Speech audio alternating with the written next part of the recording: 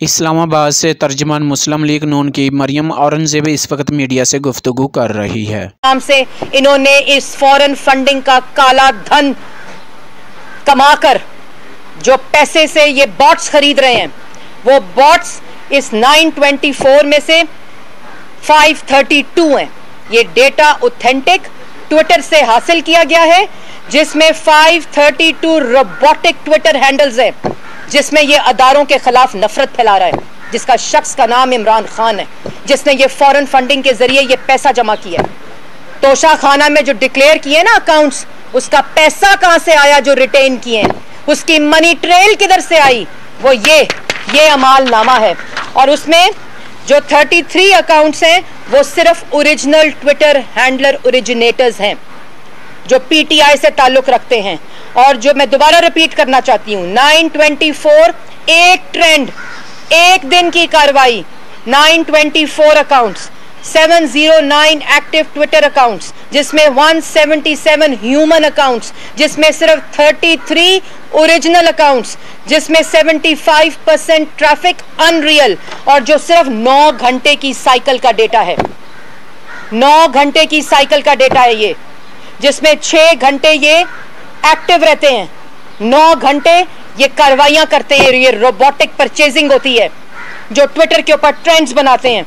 और इसमें जो एक्टिविटी जनरेटर्स हैं, जो ट्रेंड बनाने के लिए इनके लोग इस्तेमाल करते हैं, जो नफरत अंगेज ट्विटर के ऊपर कंटेंट डालते हैं, वो 100 है, 100।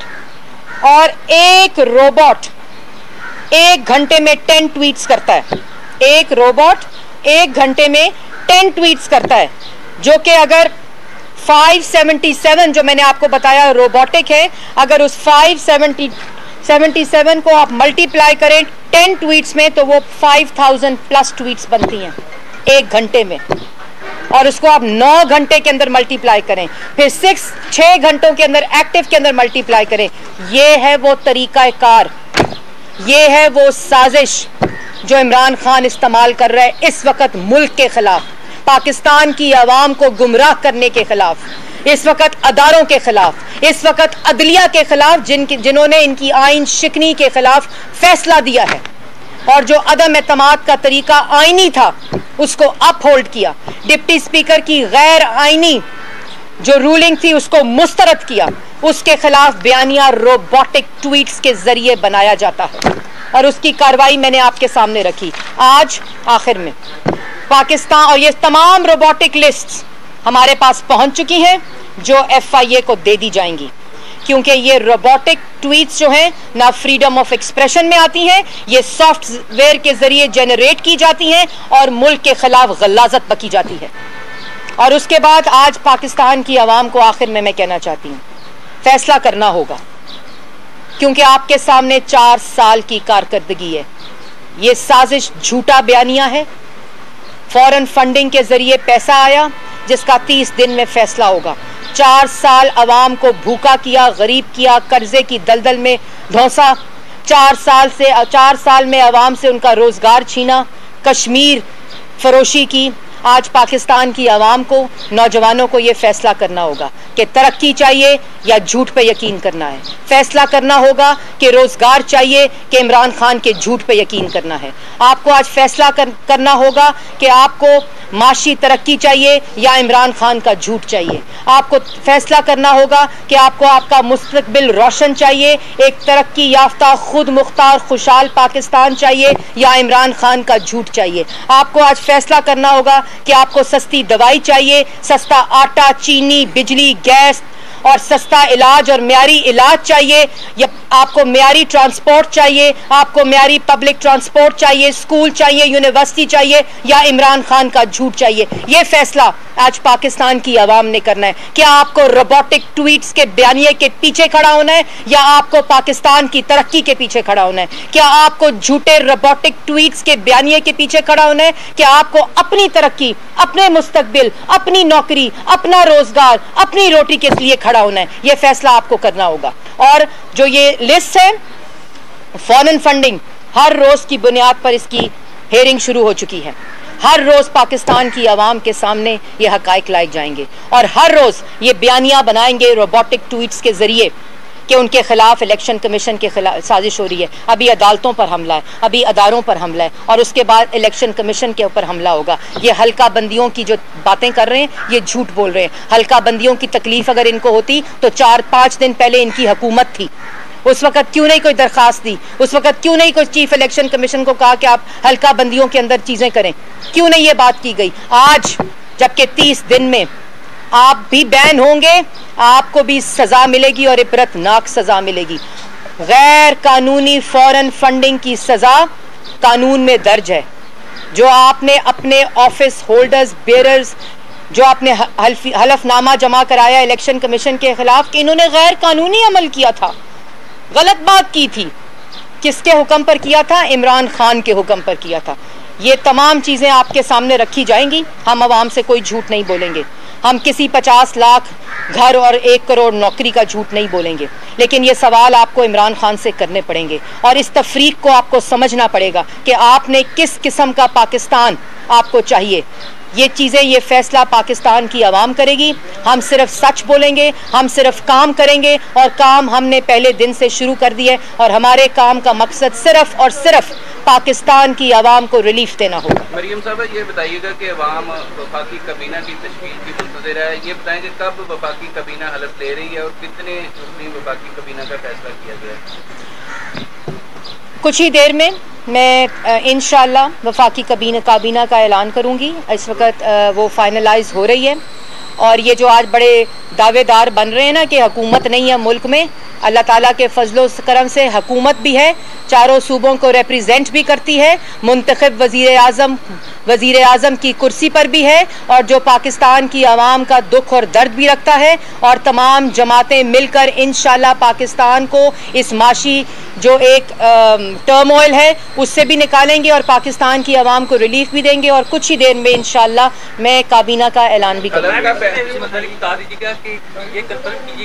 कि क्या ये फाइनलाइज हो चुकी है या फाइनलाइज हो चुकी है और बिल्कुल आखिरी लम्हात पर है जिसकी मैं अनाउंसमेंट करूँगी। क्या क्या दिया जा रहा है ये भी बता। मैं हर मिनिस्ट्री किस पार्टी को कंसल्टेशन के साथ, और ये जो झूठ बोल रहे हैं इनको ना कंसल्टेशन का पता है ना मुशावरत का पता है, इनकी डिक्शनरी में ये अल्फाज ही नहीं है। जिनकी डिक्शनरी में सिर्फ गालम गलोच, धमकी, गुंडागर्दी और बदमाशी हो वो मुशावरत पे यकीन नहीं रखते। हम अल्लाह ताला की फजलो करम से मुशावरत के साथ, कंसेंसस के साथ कुछ ही देर में काबीना का ऐलान ये बताइएगा। मैडम ये बताइएगा, एक तो वजीर खारजा का जो बिलावल भुट्टो साहब का मामला है, क्या वो फाइनल हो गया है? और पंजाब के गवर्नर का भी इशू बना हुआ है, उस पर भी कोई फैसला हुआ है?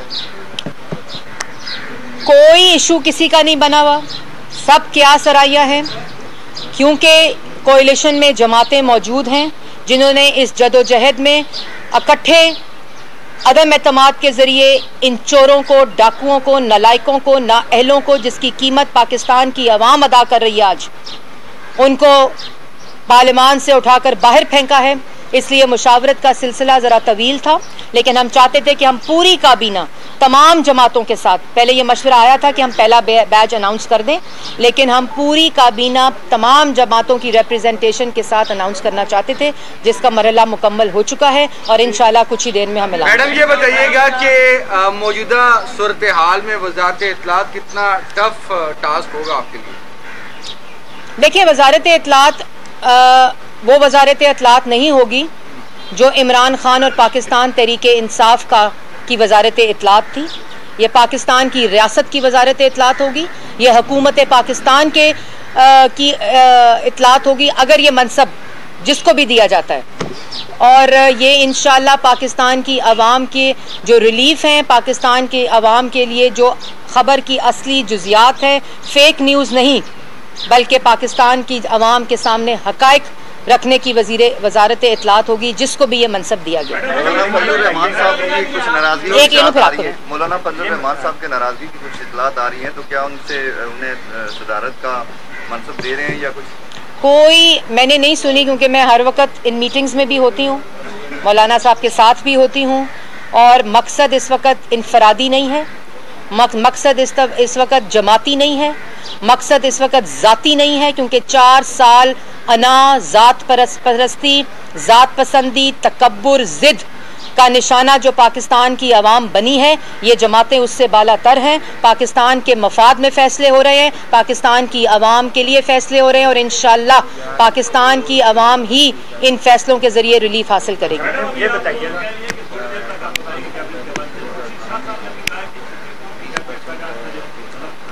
जी बिल्कुल, मैंने पहले कहा आपको, हलफ का टाइम मुझे नहीं पता, लेकिन बहुत जल्द मैं काबीना का ऐलान करूंगा। आप प्रेस कॉन्फ्रेंस से लगता है कि तहरीक इंसाफ को बैन किया जा रहा है, और आपको लगता है कि तहरीक इंसाफ को अगर आप बैन कर देते हैं तो कोई हुकूमत या एस्टेब्लिशमेंट बर्दाश्त कर सकती है? हम तहरीक इंसाफ नहीं है, पहले तो इस फर्क को समझे।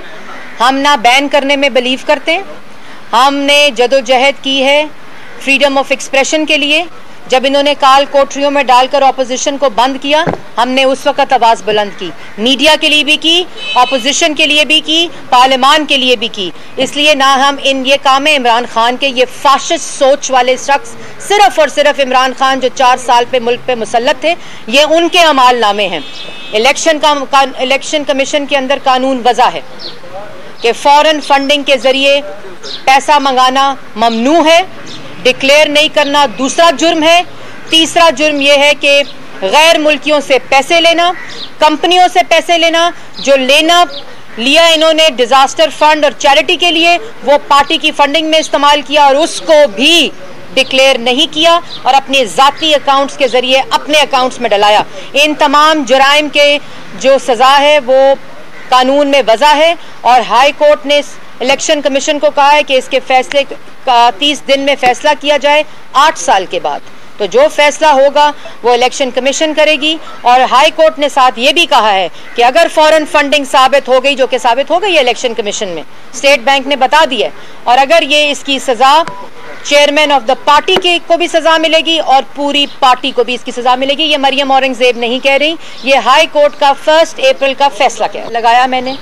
और जो भी मैंने हक़ाइक़ पाकिस्तान की आवाम के सामने अभी रखें रोबोटिक ट्वीट्स के मामले पे, वो तमाम लिस्टें मैं आपको दूंगी, आप अपने चैनल के ज़रिए नशर कीजिएगा। वो तमाम डेटा मैं आपको दूंगी कि ये किस तरह जनरेट होते हैं ट्विटर अकाउंट्स, वो तमाम चीज़ें आपके हाथ में होंगी। आप पाकिस्तान की आवाम को